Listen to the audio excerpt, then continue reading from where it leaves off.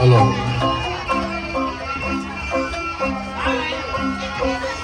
Có nhẹ cho hát sao sao.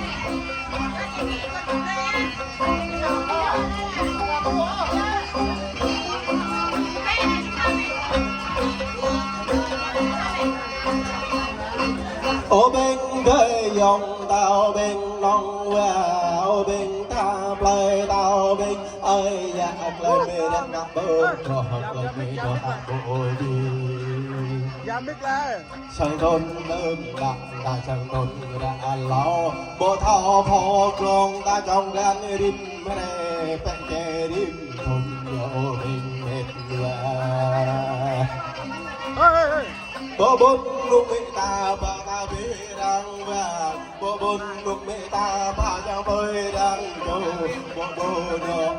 ta yêu đó đang châu đang la phao to bằng cái đang la mê cái ta yêu đó bằng cầu đang la gió ta yêu bằng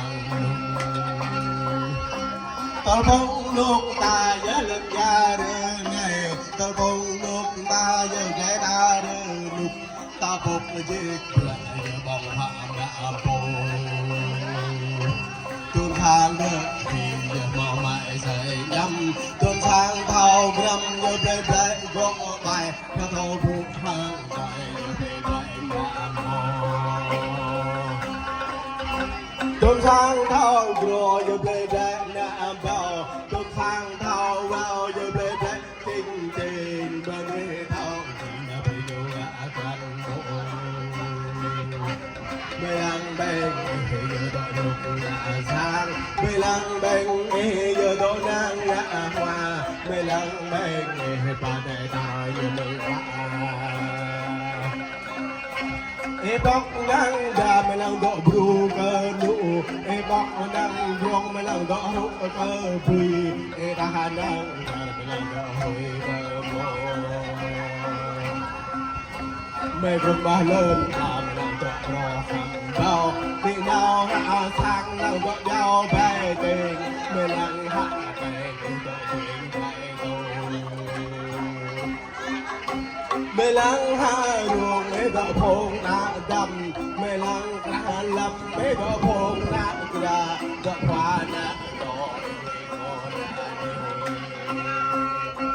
yang về đâu ta im lặng lại bộ màu y câu đông ta im lặng lại bộ mờ đang chân giữa đâu ta im lặng lại bộ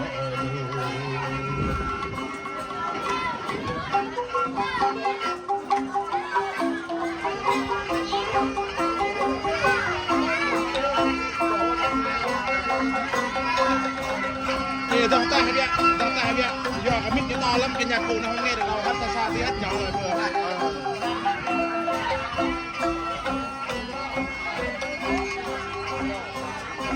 ô bên đời dòng lao bên nông gà ô bên ta bơi lao bên ơi nhạc trời mê đã ngã ô ta sâu thôn đơn lao bộ thao phô buông ta trong gian rim mê